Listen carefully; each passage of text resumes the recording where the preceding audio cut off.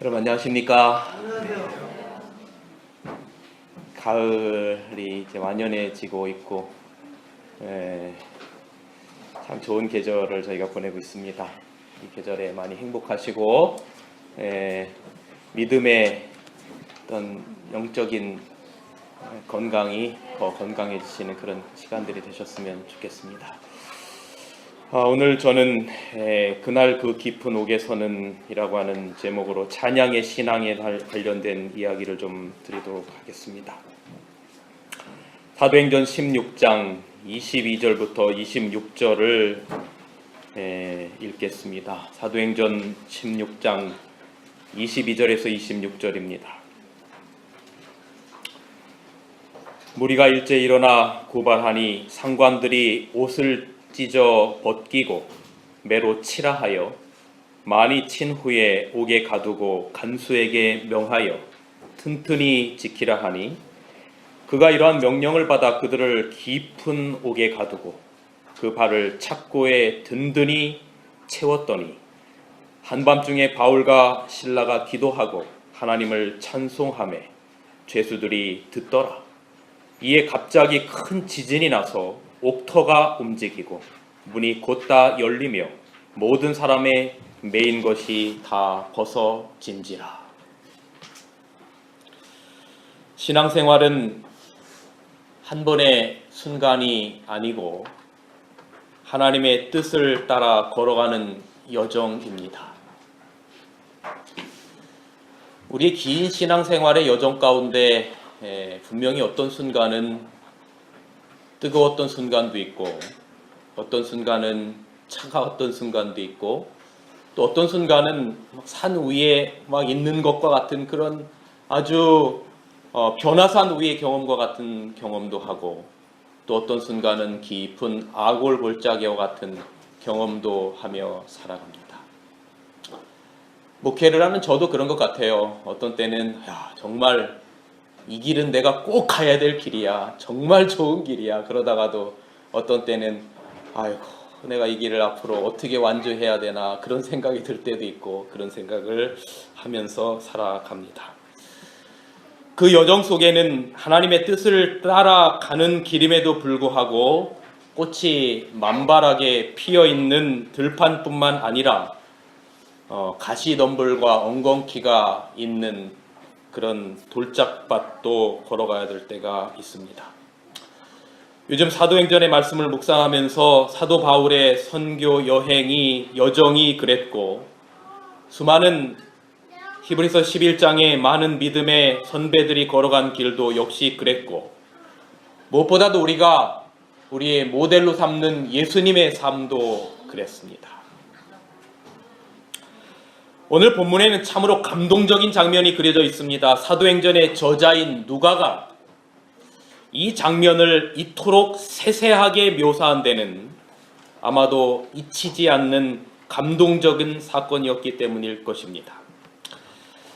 바울과 실라는 2차 선교 여행을 떠납니다. 지난주에는 제가 1차 선교 여행에 잠깐 그 지도를 보여드렸는데 오늘은 여기 2차 선교 여행의 루트가 이렇습니다. 이쪽이 좀 잘렸는데요.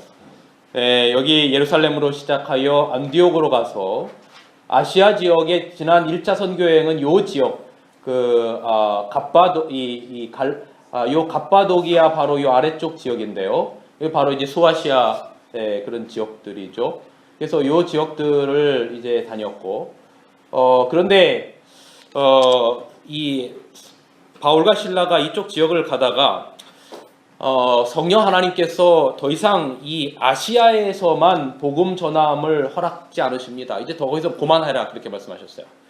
그리고 왜냐하면 그 복음이 마게도니아까지 확대되어야 되기 때문이었습니다. 그래서 주님께서 말씀하시기를 너희는 가서 모든 족속으로 제자를 삼아 아버지와 성령의 이름으로 침례를 주고 이쪽 가면서 그 복음이 온 유다와 예루살렘과 사마리아와 어디까지 증거되어야 되겠다 말했습니까? 땅 끝까지 증거돼야 되겠다고 말했습니다. 그 당시에 사람들의 이 이스라엘 백성들의 개념 가운데 땅 끝이라고 하는 개념은 바로 이쪽 지역, 그죠? 마게도니아 이쪽 지역, 더 나아가면 이제 로마 지역, 뭐 그 지역이 거의 그들에게 개념 속에 있는 땅끝의 지역이었습니다. 그래서 복음이 이제 마게도니아까지 확대되어야 했기 때문에 하나님께서 이제 바울이 복음을 이 아시아 지역에서만 전하는 것을 더 이상 허락지 아니하시고 더 넓은 지역으로 가도록 하십니다. 이제 예루살렘을 출발하여서 어디로 가냐면 루스드라까지 갑니다. 그런데 이 루스드라에서 바울과 실라가 이 루스드라가 여러분 뭐 지난주에 드렸던 말씀을 잠깐 기억하시는지 모르겠지만 바울이 돌에 맞아서 거의 죽을 뻔해서 이 성 밖까지 끌어내었던 지역이 어디냐면 루스드라 지역이었습니다. 그런데 이 루스드라에서 그가 대단히 중요한 한 사람을 만나는데 그 사람이 바로 누구냐면 앞으로 바울의 영적 아들이 될 디모데를 그곳에서 만나게 하십니다. 그리고 이제 그 여정이 어디까지 이루어지게 되냐면 이 드로아라고 하는 지역, 여러분이 지도에서 보시는 이 드로아 지역까지 이어지는데 이 드로아에서 누가 같이 합류를 하게 되냐면 바로 이 사도행전의 저자인 누가가 함께 동행을 하게 됩니다. 그래서 이 사도행전 16장 10절에 보면 여기에 이제 우리라고 하는 단어가 등장을 하는데 이렇게 기록합니다. 바울이 이 환상을 본 후에, 이 환상이라고 하는 건 뭐냐면 사도행전 16장 9절에 보면 마게도냐에서 한 사람이 꿈속에서 바울의 꿈속에서 나타납니다. 그리고 우리에게도 와서 말씀을 전해달라고 말합니다. 바로 이 환상을 본 후에 그 다음에 여기 주어가 누구로 바뀌냐면 누구로 바뀝니까? 우리가로 바뀝니다. 우리가. 그러니까 여러분 사도행전의 저자가 누구라고요? 누가예요, 누가. 그렇기 때문에 우리가라고 말할 때 자기가 글을 쓰면서 우리가라고 말할 때는 누가 거기에 포함이 되어 있는 겁니까? 누가가 포함이 되어 있는 겁니다. 그래서 우리가 곧 마게도니아로 떠나기를 힘쓰니 이는 하나님이 저 사람들에게 요 마게도니아 지역 사람들, 다시 말하면 빌립보, 데살로니가, 우리가 아는 베레아, 고린도, 아덴 이런 사람들에게도 복음을 전하라고 우리를 부르신 줄로 인정함이라 라고 말합니다. 그래서 바울과 실라와 이제 디모데와 누가 일행이 마게도니아의 지역의 첫 성인 어디에 이르게 되냐면 이 빌립보라고 하는 지역에 이르게 됩니다. 이 빌립보 지역에서 이르렀는데 때가 안식일이 다 되었어요. 안식일 때가 되니까 안식일 날 뭐 해야 됩니까? 여러분 안식일이 이 당시에도 지켜졌었나요? 그죠? 누구의 말처럼 예수님의 십자가로 말미암아 안식일이 폐해진 게 아니에요. 왜냐하면 사도행전에 보면 예수님이 산으로 승천하시고 사도들이 얼마나 많이 안식일을 지켰는지 몰라요. 사도행전에 이 바울과 뿐만 아니라 많은 사도들이 안식일을 지키는 장면을 설명을 하니까 어떤 분들이 말하기를 목사님 그거는 유대인들이 안식일날 회당에 가서 예배를 하니까 유대인들이 있는 곳에 가서 모여있는 안식일에 가서 전도하려고 그들이 안식일에 간 거지 그들이 안식일을 지킨 게 아닙니다. 그렇게 이야기합니다. 근데 그 이야기가 얼마나 잘못된 이야기인가 하면 여러분 이 빌립보라고 하는 성은 유대인들은 씨도 없는 지역이에요. 왜냐하면 빌립보는 마게도니아의 첫 성, 여기 그 로마의 식민지의 첫 성입니다. 그래서 유대인들이 없는 곳이에요. 그러니까 거기 유대인의 회당이 없으니까 안식일날 이들이 예배해야 되는데 안식일날 예배해야 될 곳이 없기 때문에 성경에는 뭐라고 기록하고 있냐면 그들이 안식일에 예배할 기도처를 찾더라 그렇게 기록하고 있습니다. 그죠? 만약에 유대인들을 위한 목적으로만 안식일을 이들이 지켰다면 유대인들이 아예 없는 빌립보라고 하는 지역에 가서는 굳이 그들이 안식일에 기도할 기도처를 찾을 이유가 없는 것이죠. 오늘 우리처럼 안식일이 이르게 된 것입니다.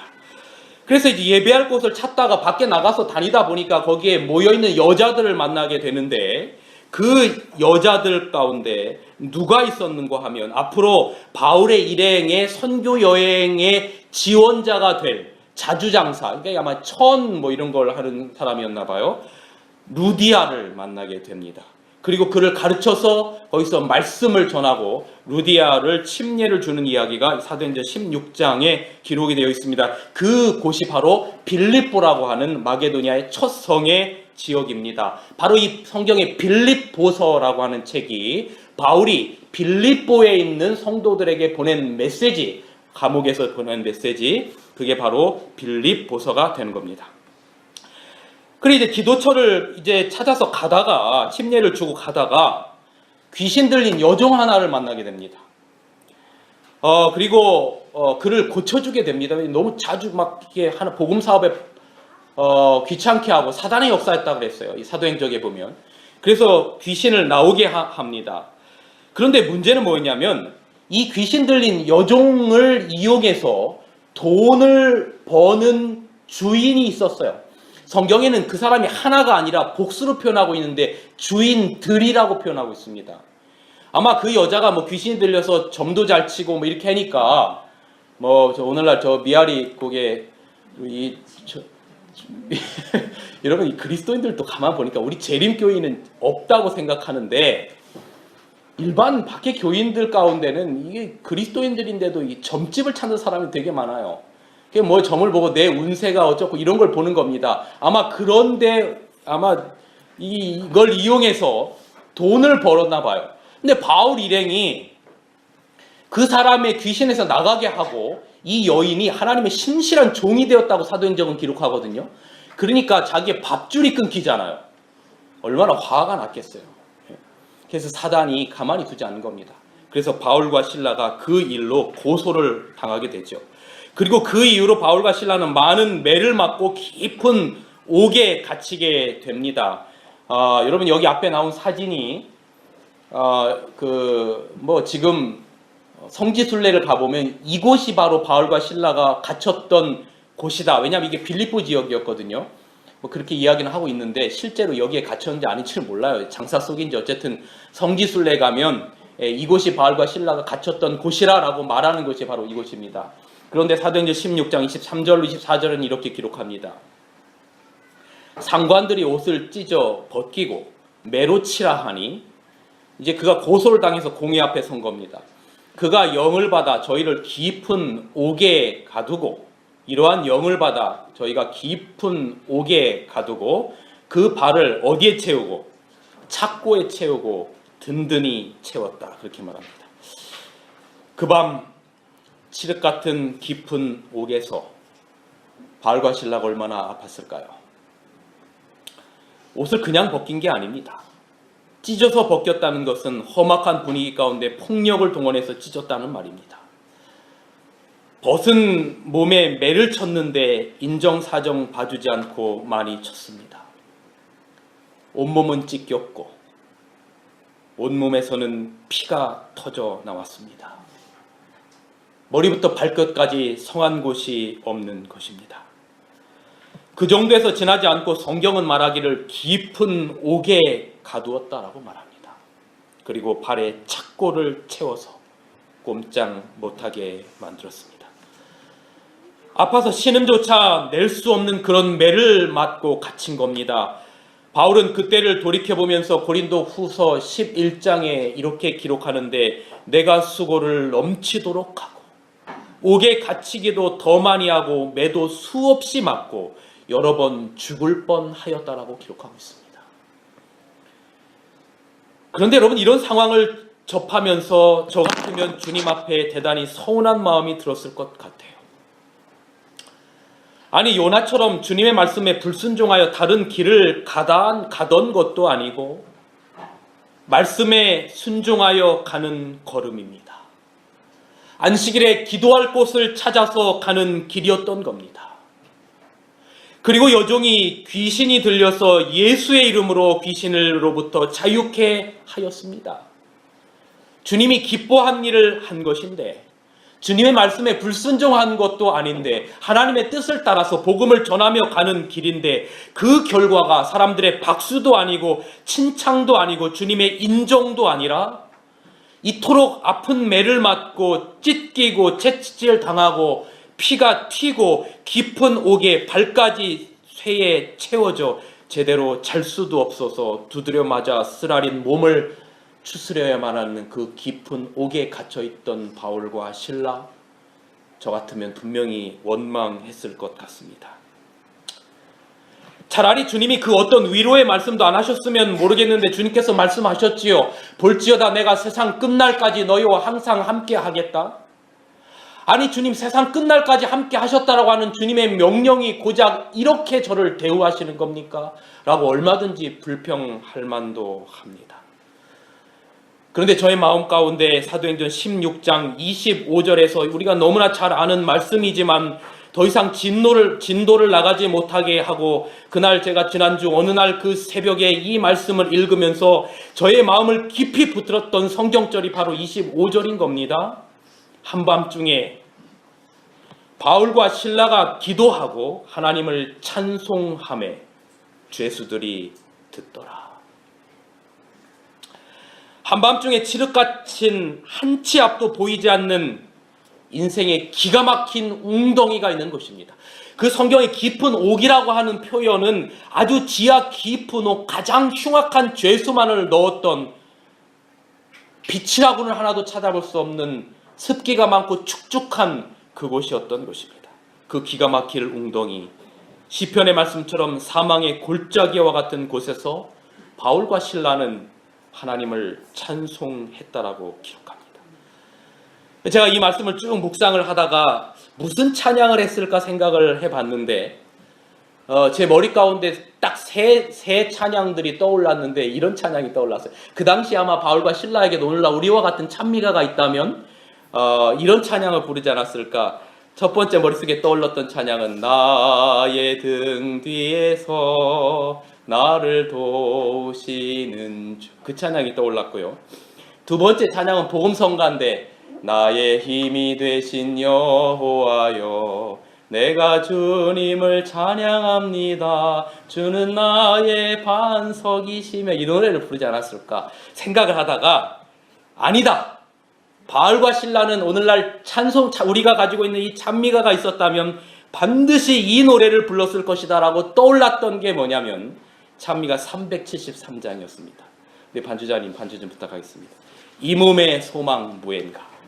왜냐하면 여러분 이 가사가요, 그 바울과 실라의, 제가 이 사도행적의 말씀을 쭉 다 읽어보니까 너무나 성경과 사도행적의 말씀과 잘 맞아떨어지는 이 찬미가가 이 몸의 소망 무엔가 373장인데 여기 4절에 보면 주 예수 재림하실 때 이 몸을 거둬주시리, 이 말의 의미가 뭐냐면 내가 지금 죽어도 우리 주님이 이 땅에 오실 때 나를 다시 살리시겠다라고 하는 소망입니다. 근데 제가 사도행적의 말씀을 쭉 읽다 보니까 거기에 무슨 말이 있냐면 바울과 실라는 이날 깊은 감옥에서 마지막 순교로 죽을 줄 알았다고 했어요. 그러니까 그가 거기에 들어간 것이 오늘 내가 마지막이라고 죽을 걸로 생각하고 들어간 겁니다. 그런데 그런 상황 가운데 하나님을 원망하지 않고 기도와 찬미를 불렀다는 게 제 마음에 얼마나 큰 감동이 되는지 몰라요. 그리고 보니까 아마 이 찬미를 부르지 않았을까. 이게 참, 그래서요, 이 찬미를 우리 같이 한번 좀 불러봤으면 좋겠네요. 왜냐하면 제가 이런 말씀을 드리는 게 뭐냐면 이 바울과 실라의 이 상황을 여러분의 마음 가운데 한번 새겨보시라고 이 찬양을 함께 불러보기를 드리겠습니다. 우리 같이 한번 불러볼까요? 이 몸의 소망 무엔가 1절 우리 다 같이 한번 부르고 부르겠습니다.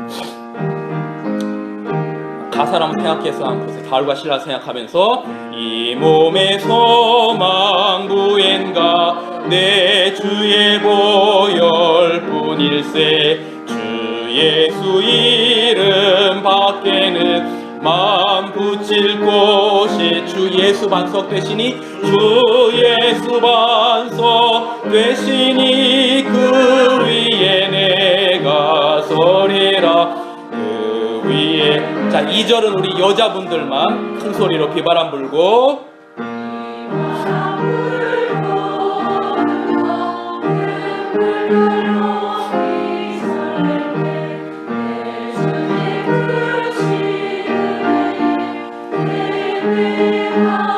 주 예수 반석 되시니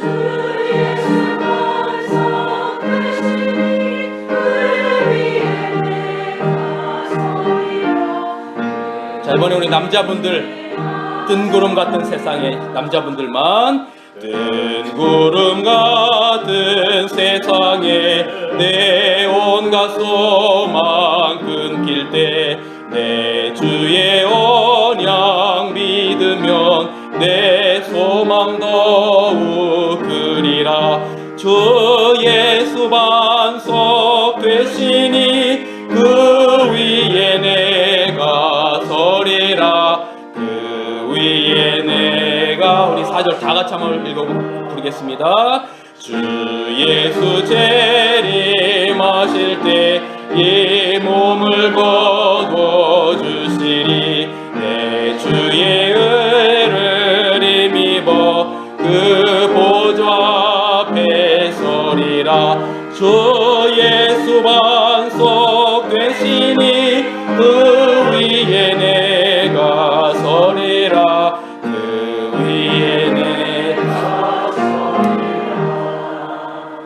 이게 좀 느껴지시나요? 근데요, 제가 이때 이 바울과 실라가 찬미했다는 내용을 깊이 생각하고 사도행적을 묵상하면서 이 찬양이 그저 신세 한탄의 노래나 그저 의미 없는 흥얼거림이 아니라는 생각이 드는 겁니다. 주 예수 반석 되시니 그 위에 내가 서리라. 그 위에 내가 서리라. 이렇게 담대하게 불렀을 게 확실합니다. 그게 왜 그러냐면 이 표현을 보세요.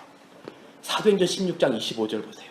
한밤중에 바울과 실라가 기도하고 하나님을 찬송하며 죄수들이 뭐 했다라고 말합니까? 죄수들이 듣더라. 이 찬송 소리는 무슨 사연으로 그 깊은 옥에 죄수들이 갇혔는지 모르지만 소망 없이 죽을 날만을 기다리던 죄수들에게는 반드시 들어야만 했을 복음이 되었어야만 했던 것입니다. 하나님의 말씀이 찬양의 곡조가 되어서 그 죄수들의 심령에 메아리 쳐졌을 거예요. 그날 밤 그 깊은 감옥에서 도대체 무슨 일이 있었던 겁니까? 왜 하나님께서 바울과 실라의 입을 여셨을까요? 왜 어떤 하나님을 원망하는 소리나 아픈 탄식의 소리나 고통의 소리나 불평의 소리가 아니라 얼마든지 그래도 누구 하나 탓할 수 없는 그러한 절망적인 상황에 왜 성령께서 그들의 마음 가운데 감동하셔서 바울과 실라가 기도하고 찬송하고 그 찬송 소리를 죄수들이 듣게 하셨을까요? 사도행적은 이렇게 그 상황을 묘사하고 있습니다. 사도들은 저희의 처한 고통스러운 장소 때문에 극도의 괴로움을 당하였으나, 웬만한 괴로움이 아니라 극도의 괴로움을 당하였으나 불평하지 아니하였다. 칠흑같이 어둡고 황폐한 토굴 가운데서도 그들은 기도하는 말로 서로를 격려하고 하나님께 찬양의 노래를 불렀다. 그 까닭은 하나님을 위하여 수치를 당하는 것은 가치 있는 일임을 알았기 때문이었다.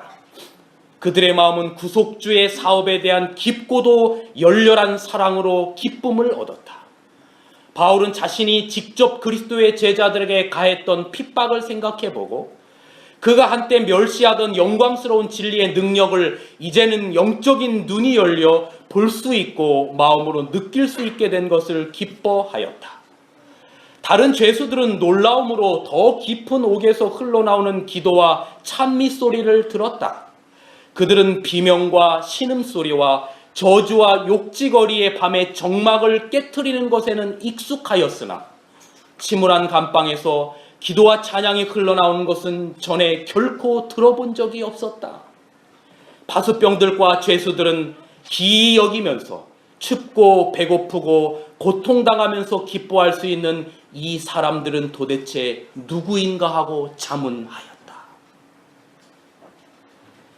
여러분, 이게 바로 그리스도인의 삶이고 삶이 전도이고 삶이 복음인 경우죠. 하나님의 말씀이 찬양의 곡조가 되어 그 죄수들의 심령에 메아리 쳐진 것입니다. 도대체 이들이 누구길래 비명과 신음과 저주와 욕지거리 대신에 기도와 찬양이 흘러나오는가? 그런데 그때입니다.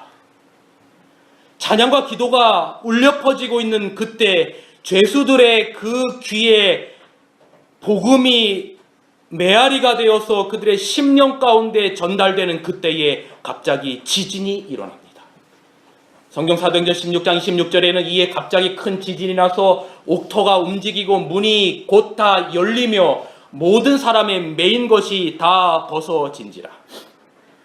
그 깊은 옥에 옥터가 움직이고 문이 다 열리고 바울과 실라뿐만 아니라 모든 죄수들의 착고가 힘없이 풀어진 것입니다.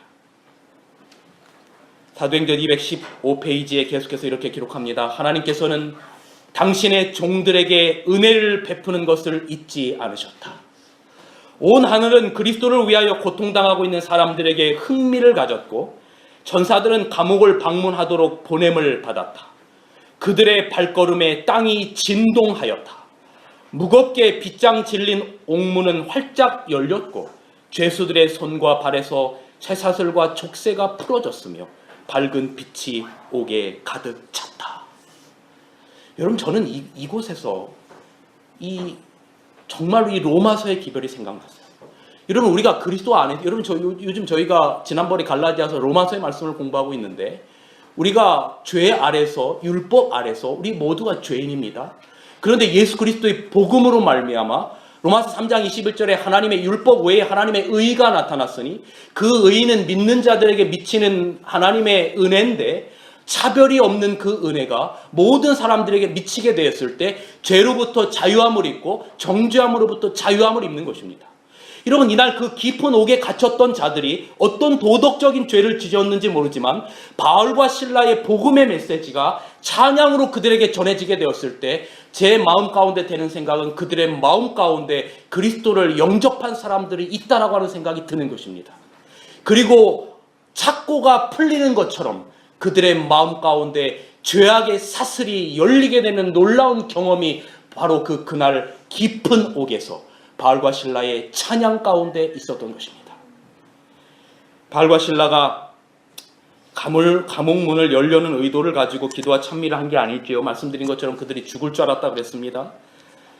단지 그들의 마음 가운데 거하시는 주님의 성령이 찬양을 하게 한 겁니다. 어제 저녁에 말씀하신 것처럼 제가 요즘 요한계시록 21장 22장에 말씀을 드린 것처럼 하늘나라는 여기 있다 저기 있다도 못하리니 너희의 마음 가운데 뭐가 있겠다라고 말했습니까? 하늘이 있겠다라고 말했어요. 여러분, 이날 바울과 실라는 그 깊은 옥에 갇혔지만 그들의 마음 가운데 성령으로 말미암아 하나님께서 임재하고 계셨을 때, 비록 그곳은 어떤 금은 보화가 있는 휘황찬란한 곳이 아니었지만 하나님께서 거하시는 천국이 그들의 마음 가운데 그 깊은 옥 속에서 있었던 것이지요. 삶의 옥매였던 거대한 사슬들이 힘없이 풀어지고 만 겁니다. 사랑하는 여러분, 우리가 전능하신 하나님을 믿고 기도하고 찬송하면 우리의 찬양과 기도가 하늘의 보좌에 상달된다라고 하는 사실을 여러분 기억하시길 간절히 바랍니다. 여러분, 이 땅에서 기도하는 가장 작은 한마디의 신음소리의 음성, 여러분이 찬양하는 그 찬양이 단 하나도 허지로 돌아가지 않겠다고 약속하셨어요. 여러분, 그렇다면 오늘 우리의 삶 가운데 기도하고 찬송하면 이 요지부동이었던 환경도 흔들리며 변하고 맙니다. 삶을 옥매였던 거대한 사슬도 한순간에 힘없이 풀어지고 맙니다. 칠흑같이 어둡고 암담한 현실도 생각지 못했던 옥의 문도 희망의 문으로 열리게 됩니다. 기도하고 찬송할 때 우리는 결코 혼자가 아닙니다. 전능하신 하나님께서 전혀 예기치 못한 방법으로 여러분과 우리의 기도와 찬양을 들으심을 여러분 믿으며 믿음 안에서 찬양의 삶을 사시는 여러분과 제가 되기를 간절히 바랍니다. 여러분, 성경 전체의 찬양은 대단히 중요한 사상적인 흐름을 가지고 있습니다. 욥기 2장에 보면 욥에게 하나님께서 뭐라고 말씀하시냐면, 내가 땅에 기초가 놓일 때 네가 어디 있었느냐. 여러분, 하나님께서 땅에 기초를 놓으실 때 천사들이 찬양하였다라고 말합니다. 욥기 2장 7절입니다. 그때 새벽별들이 함께 노래하며 하나님의 아들들이 다 기쁘게 뭐하였다고 말합니까? 소리하였었느니라라고 말합니다. 이 새벽별이라고 하는 건 의인화일 수도 있고, 아니면 성경에 이 별은 천사들의 무리라고 이렇게 기록하고 있습니다. 왜냐하면 그 예수님께서 이 땅에 오셔서 동방박사들이 별을 보고 찾아갔다라고 했잖아요. 그 별이 바로 천사였다라고 표현하고 있거든요. 그러니까 어쨌든 천사든 아니면 하늘의 별들을 의인화한 표현이든 땅에 기초를 놓을 때 하늘에 어떤 소리가 있었다고 하냐면 찬양의 소리가 있었다라고 기록하고 있습니다. 천지창조가 있을 때 이 땅에는 무슨 소리가 있었던고 하면 찬양의 소리가 하늘에서 있었던 것입니다.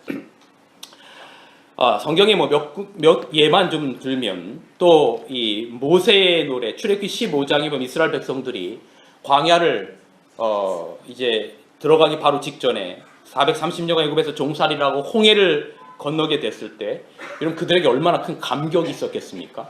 뭐 뒤에서는 바로의 군사들이 쫓아오고 앞에는 홍해가 가르고 있고 막고 있고 죽을 수밖에 없는 그런 상황 가운데 드디어 그들이 홍해를 다 건너게 됩니다.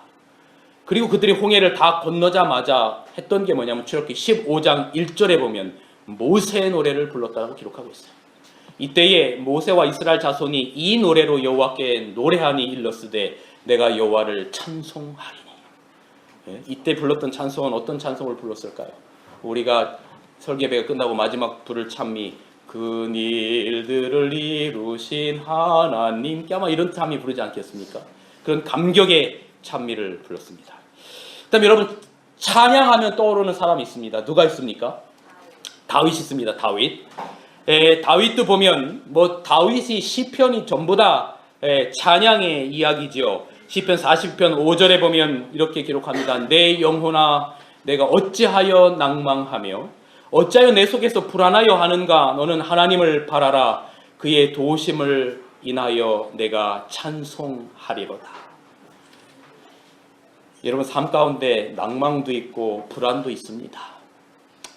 우리가 이 세상을 살아가면서 그 없는 사람은 아무도 없을 겁니다. 그런데 여러분 그렇다 할지라도 우리는 전능하신 하나님을 믿고 살아가는 그리스도인들입니다. 절망과 좌절은 그리스도인들에게는 어울리지 않는 말입니다. 하나님을 바라고 그의 도우심을 바라고 매일 여러분의 삶이 다윗처럼 찬송하는 삶을 살게 되기를 간절히 바랍니다. 제가 가장 성경의 찬양 가운데 특이한 찬양 가운데 하나가 뭐냐면 바로 여호사밧의 찬양입니다. 역대하에 보면 이런 말씀이 있어요. 여호사밧 왕이 모압과 암몬과 마온 사람들이 연합군이 이제 이 여호사밧을 대항해서 싸우려고 합니다. 전쟁터의 상황입니다. 여러분 어떻게 하여야 이 전쟁터에서 이기겠습니까? 뭐 핵무기를 개발하든지 아니면 뭐 총을 더 많이 가져든지 아니면 뭐 활을 더 많이 쏘든지 이렇게 해야 되는데 정말 희한한 방법으로 이 전쟁에 여호사밧 왕이 임합니다. 인간의 이성으로나 경험으로 볼 때는 정말 받아들일 수 없는 이상한 방식을 사용하는데 갑자기 여호사밧이 노래하는 사람들을 부릅니다. 그리고 노래하는 사람들에게 거룩한 예복을 입힙니다. 그리고 군대 앞에 서서 행하며 여호와를 찬송하게 합니다. 역대하 20장 21절에 이렇게 기록합니다. 백성과 더불어 의논하고 노래하는 자들을 택하여 거룩한 예복을 입히고 군대 앞에 행진하며 여호와를 뭐하여 이르기를 찬송하여 이르기를 여호와께 감사하세 그 자비하심이 영원하도다. 노래하는 자들이 거룩한 예복을 입고 하나님의 이름을 찬송할 때 어떤 역사가 일어납니까? 하나님의 영광이 유다 백성들에게 임했습니다. 하나님의 능력이 그 전쟁터에 나아가게 생기게 되었지요. 그리고 바로 이어서 22절에 보면 그 노래와 찬송이 시작될 때에 여호와께서 일어나사 그렇게 표현하고 있습니다. 유다를 치러 온 암몬 자손과 모압과 세일산 주민들을 강력하게 치셨다라고 기록하고 있습니다. 이 전쟁에서 유다 백성들이 대승리를 거두게 되었고 하나님의 능력을 만방에 보여주었습니다. 여러분 오늘 우리가 이 세상을 살아가면서 우리 앞에 이르러 오는 삶의 모든 문제, 사단으로부터 임하는 모든 문제들, 이 문제들 우리가 가지고 있는 가장 놀라운 무기인 찬양을 여러분의 삶 가운데 사용하며 살아가게 되시기를 간절히 바랍니다. 무엇보다도 성경에 찬양하면 떠오르는 대표적인 분이 누구신가 하면 예수님이셨습니다. 여기 시대소망 1권 80페이지에는 참 인상 깊은 이야기를 기록하고 있는데 예수님께서는 자주 시와 하늘의 노래를 부르므로 당신의 마음의 즐거움을 표현하셨다. 나사렛 동네에 살고 있는 주민들은 하나님께 감사와 찬송을 드리는 그분의 커다란 음성을 자주 들을 수 있었다. 그분께서는 노래로 하늘과 교통하고 있었으며 그분의 친구들이 노동의 피로 때문에 불평을 터뜨릴 때에는 그분의 입술로부터 흘러나오는 아름다운 선율이 저들을 즐겁게 하였다. 그분의 찬송은 마치 악한 천사들을 쫓아버리는 듯 하였으며 마치 향 같아서 향기로운 냄새로 주변을 가득 채우는 듯 하였다. 그분의 노래를 듣는 사람들의 마음은 세상의 모든 근심을 벗어버리고 하늘 본향에 이르고 있었다. 참 감동적이지 않습니까? 예수님의 노래를 듣는 사람들의 마음은 세상의 모든 근심을 벗어버리고 하늘 본향에 이르고 있었다. 그날 그 깊은 감옥에서 바울과 실라가 찬양을 부를 때 소망 없이 죽어가야만 했던 그 깊은 감옥에 있는 죄수와 간수가 그 찬양을 듣고 마음의 근심을 벗어버리고 하늘 본향에 이르르고 있지 않았겠습니까? 여러분, 우리는 어떤 노래를 불러야 할 백성들입니까? 마침내 승리하여 요한계시록 15장에 나오는 하늘 유리바닷가에서 모세의 노래와 어린 양의 노래를 불러야 될 백성들임을 기억하며 사시게 되길 간절히 바랍니다. 음치여도 상관없습니다. 성경 어디에도 예언하신 어디에도 노래를 성악가처럼 잘하는 사람만 이 찬양에 참여할 수 있다라고 하는 단 한 구절도 제가 찾아본 적이 없습니다. 단 우리의 마음이 진정으로 하나님께 향하는 그 백성들, 그래서 마음을 다하여 그 하나님을 찬양하는 노래를 부르게 될 때에 그 찬양 하나님이 받으시지 않으시겠습니까? 여러분, 예수님이 성악가처럼 노래 잘했을까요? 네?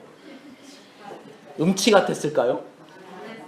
잘 모르겠어요. 근데 예수님이 이 땅에 오신 모습을 보면 예수님이 성악가처럼 노래 잘했을 것 같지는 않아요. 왜냐하면 예수님이 이 땅에서 가장 사람의 이 레인지가 있다면 잘하는 사람과 못하는 사람, 잘 사는 사람과 못 사는 사람, 잘생긴 사람과 못생긴 사람, 이 레인지가 있다면 제가 보니까 다 평균 이하로 오셨어요. 제가 위로가 되는 겁니다. 예수님이 그렇게 키 크지 않으셨을 것 같아요. 우리 김용도 전도사님처럼. 네, 뭐 그렇다고 뭐 작았다, 뭐 어쨌든 예수님의 외모가 그렇게 훌륭하지 않다라고 성경에 묘사를 하고 있기 때문에 그 다음에 가장 미천한 곳에 마국간에 오셨다. 그런 모습들을 보면 예수님의 음성이 그렇게 성악가처럼 잘하는 음성은 아니었겠지만 그가 그 마음을 다해서 하나님을 찬양할 때 그의 찬양이 사람들에게 위로가 되었다 그랬지요. 사랑하는 여러분, 오늘 우리가 마침내 승리하여 하늘에 이르러서 모세와 어린 양의 승리의 노래를 부를 백성임을 기억하고 용기를 가지고 찬양 안에 살아가시기를 간절히 바랍니다. 여러분, 찬송은 원수를 물리칠 힘을 정말 줍니다. 우리가 자꾸 마음에 우울한 생각이 일어날 때 의도적으로 자꾸 주 예수 반석 되시니 그 위에 내가 서리라 이렇게 찬양 부르며 살면 참 좋겠습니다. 그래서 우리의 기도와 근심과 걱정이, 낙심과 절망이 사라지고 찬송할 때 우리의 우울함과 답답함과 두려움들이 사라질 것을 확신하며 그렇게 여러분들에게 이제 그렇게 하시기를 간절히 바랍니다. 근데 여러분, 우리가 찬송하지 못할 이유가 뭐냐면 저도 가만 보니까 마음의 근심 때문인데요. 여기 심리학자 어니 제이 레닌스킨이라고 하는 사람이 느리게 사는 즐거움이라는 책을 썼거든요. Don't hurry, be happy 그랬어요. 그러니까 서두르지 말고 행복하라 그런 말을 했는데 여러분 잘 아는 그의 연구 결과가 이런 결과가 있습니다. 여러분, 우리가 염려하는 걱정거리의 40%는 절대로 일어나지 않을 것을 걱정한다 그래요. 40%는 절대로 일어나지 않아요. 그리고 30%는 이미 일어난 일에 대한 걱정이고, 그 다음에 22%는 걱정하지 않아도 될 사소한 일들에 대한 걱정이고, 4%는 우리의 힘으로는 아무리 걱정을 해도 도무지 해결할 수 없는 것에 대한 것이고, 나머지 4%만 우리가 대처할 수 있는 일에 대한 거라고 하는 겁니다. 그러니까 우리가 걱정하는 것의 96%가 쓸데없는 걱정이라는 거예요. 쓸데없는 걱정. 여러분, 우리가 하는 대부분의 염려, 근심, 걱정하지 말아야 될 걱정이고 필요 없는 것들임에도 불구하지만 우리가 자주 우리의 연약한 성격 때문에 과거의 것들을 끌어와서 앞에 있을 것들을 끌어와서 염려하고 걱정하고 상처를 입고 부둥켜 안고 살아가는 것입니다. 그럴 때 우리 주님이 오늘 우리들에게 하는 말씀이 뭡니까? 찬송하라 여호와의 종들아. 찬송하라 여호와의 종들아.